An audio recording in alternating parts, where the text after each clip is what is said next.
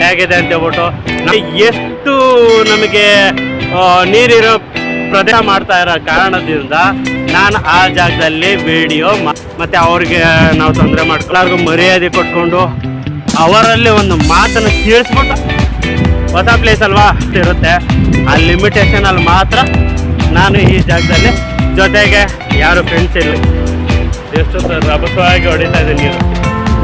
Parking space ಚೆನ್ನಾಗಿದೆ. ಇನ್ನೂ car ಬರುತ್ತೆ, ಬೈಕ್, ಟೂ ವೀಲರ್ ಯಾವ್ದು ಬೇಕಾದ್ರೂ ಬರುತ್ತೆ. ಕೆಲವರು ಊಟ ಎಲ್ಲ ಮುಗಿಸೋರೆ ಅನ್ಕೊತೀನಿ. ಅವರು ಬಂದು ನೋಡಿ